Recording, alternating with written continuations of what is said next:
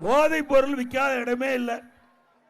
எது கிடைக்குதோ இல்லையோ போதை பொருள் தாராளமா கிடைக்குது தமிழ்நாட்டில். கிராமத்திலிருந்து நகர வரை கஞ்சா விற்பனை அமோகம். கஞ்சா முதல்ல அந்த இலையில தான் வரும், கஞ்சா இலைன்னு சொல்லுவாங்க, அதில் வரும்னு சொல்லுவாங்க. இப்போ சாக்லேட்டில் கிடைக்குதான், அப்படி தானே சொல்கிறாங்க. நான் வரும்போது கூட சொன்னாங்க, நேற்று தினம் சாக்லேட்டில் இந்த கஞ்சா வடிவத்தில் வந்து அதை கண்டுபிடிச்சதா பத்திரிகை செய்தி. இப்படி போதை நடமாட்டம் அதிகரித்து விட்டது என்று நான் ஒரு திமுக ஆட்சிக்கு வந்து ஒரு ஆண்டிலே நான் எச்சரிக்கை விடுத்தேன்.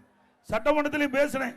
பிரதான எதிர்க்கட்சி என்ற முறையில், அந்த எதிர்க்கட்சி தலைவர் என்ற முறையில் முதலமைச்சருடைய கவனத்தை கொண்டு வந்தேன். இன்றைக்கு தமிழகத்தில் கஞ்சா விற்பனை அதிகமாக இருக்குது. அந்த கஞ்சா விற்பனையை தடை செய்ய வேண்டும், இரும்பு கரம் கொண்டு அடக்க வேண்டும். இதற்கு மாணவர்கள், இளைஞர்கள், பொதுமக்கள் இந்த கஞ்சாவுக்கு அடிமையாகிவிட்டால் அந்த குடும்பம் சீரழிந்து விடும், அவரும் சீரழிந்து விடுவார். ஆகவே இந்த சமுதாய மக்களை காப்பாற்ற வேண்டும். மாணவர்கள், இளைஞர்கள், பொதுமக்களை காப்பாற்ற வேண்டும் என்றால் இந்த கஞ்சா தமிழகத்தில் அறவாக தடை செய்ய வேண்டும். இதுக்கு ஒரு டிஜிபி இருந்தார், யாருன்னு உங்களுக்கு தெரியும். 2.0, 3.0, 4.0 ரிட்டர் ஆகி ஓ போட்டே போயிட்டார். கடைசி வரைக்கும் ஒண்ணுமே செய்யல, ஓ போட்டுட்டு போனதான் மிச்சம். இப்படி திமுக கட்சி சேர்ந்த நிர்வாகிகள் பல பேர் இதில் ஈடுபட்டதா தகவல். அதனாலதான் இந்த கஞ்சா விற்பனை தடை செய்ய முடியல. ஏன் காவல்துறை நினைச்சா, அரசாங்கம் நினைச்சா இதை தடை செஞ்சிருக்கலாம்ல? முடியாது. ஏன்னா திமுக தலைவர் இந்த 2 ஆண்டுக்கு முந்தைய அவருடைய பொதுக்குழு, திமுக பொதுக்குழு நடக்குது, அந்த பொதுக்குழுல பேசுறார் முதலமைச்சர். திமுக கட்சி தலைவர் அவருடைய கட்சியுடைய பொதுக்குழுல பேசுறார்.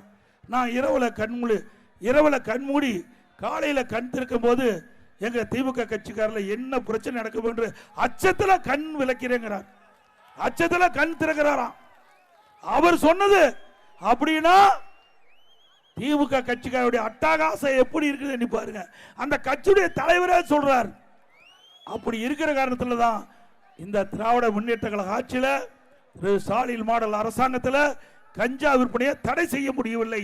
இதற்கெல்லாம் ஒரு விடிவு காலம் பிறக்க வேண்டும் என்றால் அண்ணா திமுக தலைமையில் இருக்கின்ற கூட்டணி வெற்றி பெற்று அண்ணா திமுக ஆட்சி அமைக்க வேண்டும். அப்பதான் போதைப் பொருள் நடமாட்டத்தை தடுக்க முடியும்.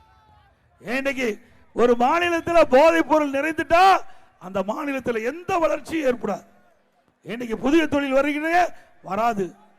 இன்னைக்கு மக்களுக்கு பாதுகாப்பு இல்லை. இந்த போதை ஆசாமியால் இன்னைக்கு மக்கள் பாதிக்கிறாங்க. இன்னைக்கு இந்த கஞ்சா போதை ஆசாமியால் இன்னைக்கு பல பாலியல் வன்கொடுமை நடக்குது, கொலை, திருட்டு, இப்படி பல சம்பவங்கள் இந்த கஞ்சா போதை ஆசாமியால் நடைபெற்றுக் கொண்டிருக்கிறது. இதையெல்லாம் தடுப்பதற்கு அண்ணா திமுக ஆட்சி தமிழகத்திலே மலர வேண்டும். இந்த கொங்கு மண்டலத்தில் உங்களுக்கு தெரியும், முதியோர்கள் எங்க அதிகமா, முதியோர்கள் வசிக்கின்ற இடத்த தேர்வு செஞ்சு அந்த முதியோர்களை கொலை செஞ்சு அவர்கிட்ட பொருள் எல்லாம் கொள்ளையடிச்சிட்டு போறாங்க. உண்மைதானே? இந்த அரசாங்கம் என்ன நடவடிக்கை எடுத்தது? எப்படி மக்களுக்கு பாதுகாப்பு கொடுக்க வேண்டியது அரசாங்கத்துடைய கடமை. ஆனா இந்த அரசாங்கம் இந்த கொங்கு மண்டலத்தில் பல முதியோர்கள் இன்றைக்கு கொலை செய்யப்பட்டிருக்கிறாங்க, அவருடைய பொருள் கொள்ளையடிக்கப்பட்டிருக்குது. முழுமையான விசாரணை இந்த அரசாங்கத்தில் நடத்த முடியல. குற்றவாளிகள் முழுமையாக ஒரு சில இடத்துல கண்டுபிடிச்சிருக்காங்க. முழுமையாக கண்டுபிடிக்க முடியாத ஒரு அரசாங்கம் திமுக அரசாங்கம். ஏன்னா போலீஸ்காரருக்கே பாதுகாப்பு இல்லை. 6 மாசத்துல 6 பேர் கொலைப்பட்டிருக்காங்க, கொலை செய்யப்பட்டிருக்கிறாங்க. 6 பேர் காவல்துறை அதிகாரிகளே கொலை செய்யப்பட்டிருக்காங்க. இன்றைக்கு குற்றம் புரிகின்றவர்கள், குற்ற செயலில் ஈடுபடுகிறவர்கள் காவல்துறை கண்ட பயம் இருக்கணும். அந்த பயம் குற்றவாளிகிட்ட இல்லை. அதனாலதான் இந்த குற்ற சம்பவங்கள்லாம் அதிகமாக நடைபெற்றிருக்குது. அண்ணா திமுக ஆட்சியில் குற்றம் செய்கின்றவர்கள் அச்சத்தோடு காவல்துறை கண்டா பயத்தில் இருந்தாங்க. அதனால குற்ற நிகழ்வு குறைக்கப்பட்டது. இன்றைக்கு அண்ணா திமுக ஆட்சியில் சட்டத்தின் ஆட்சி நடைபெற்றது. திமுக அப்படியே நடக்குது. தினந்தோறும் பிரச்சனை, தினந்தோறும் பிரச்சனை.